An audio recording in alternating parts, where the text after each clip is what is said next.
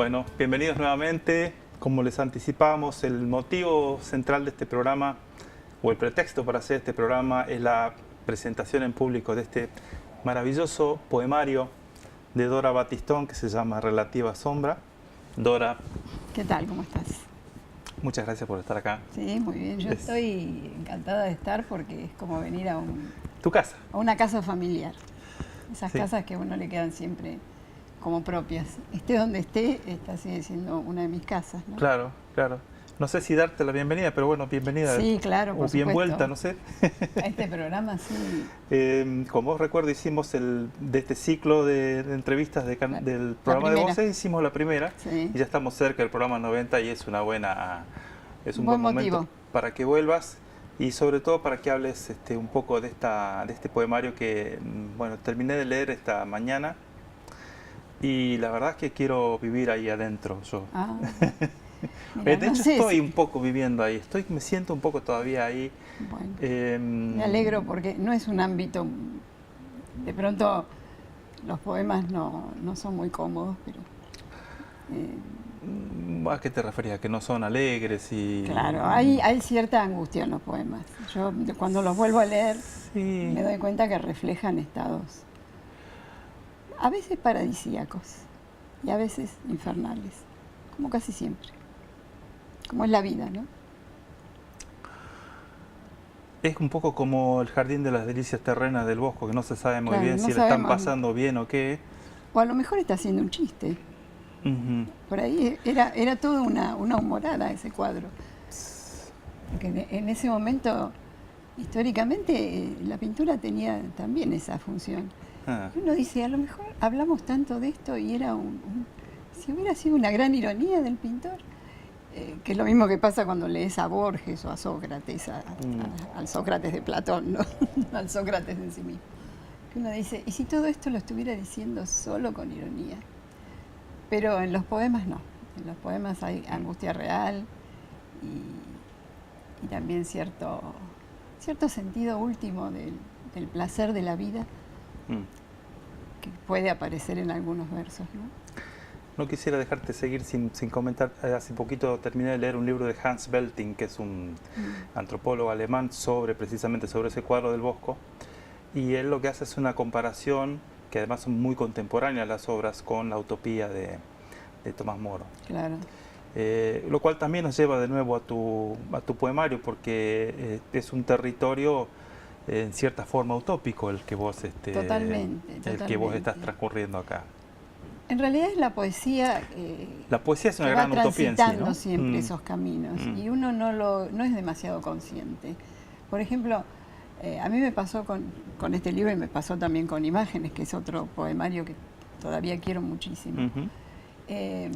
No estás sola en ese amor. Bueno, gracias. Imágenes es un tiempo, un viaje distinto al que que se plantea aquí. Pero cuando uno lo termina de editar, cuando ya decís, bueno, ahora va a salir el libro, ya está editado, ya está publicado, listo, ya no es más, no puedo tocarlo más. Y uno lo lee y siente cierta desilusión, como si no hubiera llegado a lo que en ese momento el poema prometía. A lo mejor le pasa también a un músico, no creo que sea privativo de la literatura. Bueno, nos pasa, por lo menos a mí me pasa con esto.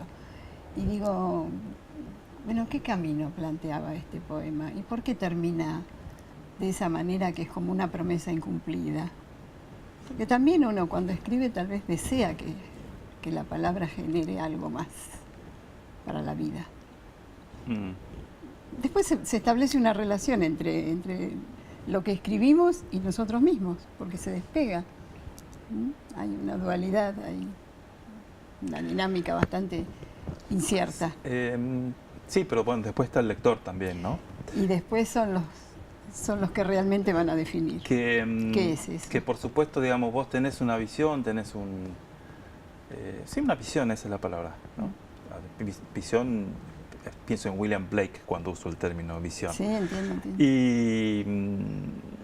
Y no es la visión del lector, pero a su vez al lector le dispara cosas, a mí me disparó muchas cosas. Después vamos a ir desgranando, si te parece, si querés, algunas de las cosas que vos, algunos de los elementos que yo veo recurrentes acá. Ojalá que haya. Pero bueno, a mí me llevó a un par de lugares. Por ejemplo, hay mucho de...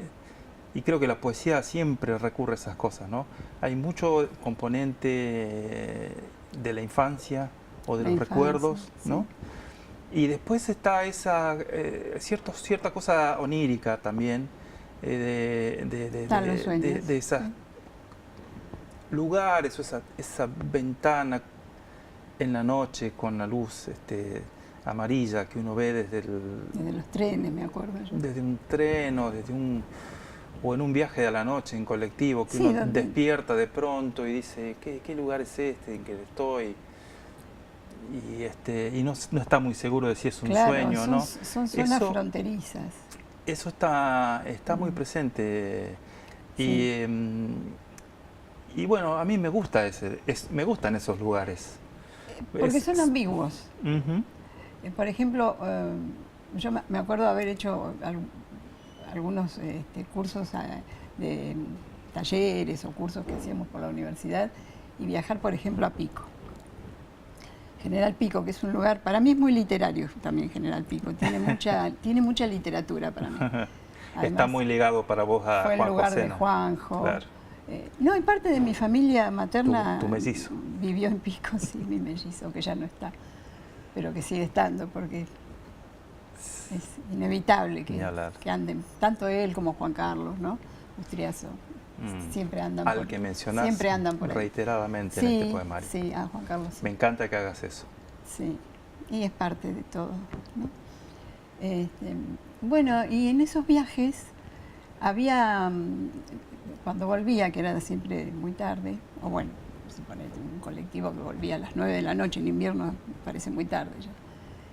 Y por ahí uno queda entre dormido, despierta, ¿qué hay ahí? Hay unos palos, un alambre.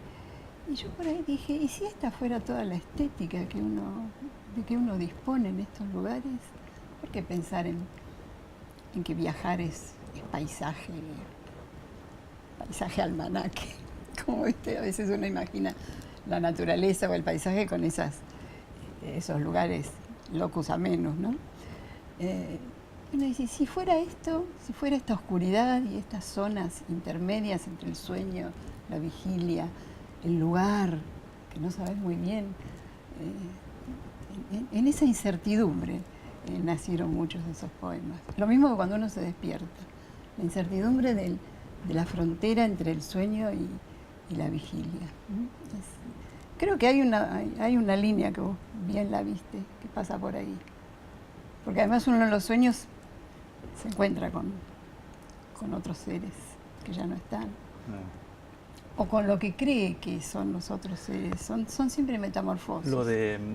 Lo del despertar también está presente, claro, en un poema en particular, lo recuerdo. Y yo recuerdo que hasta no hace mucho tiempo yo me despertaba a la mañana y tenía la sensación de que tenía que ir a educación física. Ah, mira. Porque para eso me despertaba. Yo tenía ese recuerdo de que en la adolescencia el único motivo por el cual me levantaba a la mañana era para ir a educación física, ¿no? ¿Qué eran esas cosas? Sí, y el alivio enorme, ¿no? De no tener que ir. Sí. Pero también está esa cosa del despertar y por momentos hay un momento ahí apenas despertado uno que no sabe muy bien. Claro, por eso yo digo, uno busca el sueño. Porque no sabe si se ha transformado en una cucaracha o qué pasó con uno. Bueno, ojalá de ahí saliera otro libro. Pero la sensación es de que hay algo que está pasando que es muy importante en el sueño y nos arrebatan del sueño. O un despertador, o una voz, o nuestra propia conciencia que se va, ¿no? Que dice, no quiero más esto. Esas zonas me interesan. No sé, por ahí tienen algo que ver con el Lo de relativa sombra evoca un poco ese territorio. No, mira, lo de relativa sombra tiene una referencia. Es una línea de uno de los poemas. Sí, hay dos poemas que dicen relativa sombra. Lo adopté como título, pero a partir de una reflexión que no venía de la literatura. Una vez fui a comprar una planta y le pregunté al que me estaba vendiendo la planta qué convenía, si ponerla mucho a la luz. Y él me dijo, sí, tiene que recibir luz y sol, pero más bien déjela en zonas un poco en penumbra. Yo digo, ¿en sombra o en luz? En relativa sombra, pensé en el momento en que él me estaba explicando cómo tenía que cuidar esa planta. Y me gustó el sonido de relativa sombra. Y después también dije, bueno, de algún modo representa nuestros días. Nuestros días es relativa a la luz, es relativa a la sombra, ¿no? Sí. Nunca es del todo, tal vez. Sí. Vos sos un poquito noctámbula, además, ¿no? Bastante, bastante. Así que sí, sí. La luz así a pleno, ¿no? Yo tuve migrañas mucho tiempo y soy una completa hija de la migraña, por decirlo de una manera afectuosa. Tenés un poema hasta que nombras el medicamento de las que tomabas migrañas. y todo. Sí, porque tenía que conversar con ella, o ella me tenía que decir cosas a mí. Es una patología bastante complicada. Te puede arruinar la vida en muchos momentos. Sin embargo, empecé a dialogar con ella. Y no necesariamente te ocurre con el regatón, te ocurre en todo tipo de situaciones. Me ocurre, sí, ahora no tanto, pero hubo una época donde eran muy frecuentes y me atormentaba mucho. Y no tenía tratamiento tampoco, es una enfermedad misteriosa. Después pude leer a Oliver Sacks, su libro Migraña, que cuenta cosas extraordinarias de esa enfermedad. Que me la hicieron querer al final, porque teníamos que convivir. Y una de las cosas que la migraña produce es desesperación por meterse en un lugar oscuro y sin ruido, porque no soportás. Entonces, para mí los soles siempre fueron un poco adversos, aunque amo los soles, ¿no? Uno dice el sol es como lo que resplandece, no sé, la sensación de que el sol es la vida. Sí, pero a uno le gusta un poco más la idea del sol que el sol en sí, ¿no? Y yo a veces he disfrutado estando con las persianas bajas y pensando que hay sol afuera. Te consuela de alguna manera eso. Me da la sensación de que está y que los demás pueden vivir perfectamente, pero que estando desde allí, desde pensarlo, también está bueno. Esas cosas también. Vos dirías, pienso en la ilustración de tapa, que es una maravillosa obra de Gustavo Gallero. Vos dirías que este es un libro otoñal, también hay algo del otoño, ¿verdad? Sí, otoño. Porque es el momento en que algo va cayendo. Y la tierra se prepara para otra cosa, ¿no? El otoño es esa sensación de que el verano va dejando de cantar sus frutos y la tierra se prepara para cerrarse. Después va a resplandecer otra cosa, ¿no? Es otoñal. Pero Los óleos del fuego. ¿Y tu trabajo poético tiene algo que ver con eso, no? Sí, tiene que ver. Como que dejas que las hojas se vuelvan a incorporar a ti, a recién después, y después al tiempo veremos aparecerá. con qué color aparecen. También hay como una especie de paciencia. De paciencia de planta. Yo a veces digo, la planta tiene paciencia. Vaya a saber si no está sufriendo. Tiene paciencia. Hablando de paciencia, te voy a pedir por favor que me des 2 minutitos que vamos a hacer un pequeño corte. Dora, gracias. Estamos charlando con Dora Batistón. Está prohibido retirarse de ahí.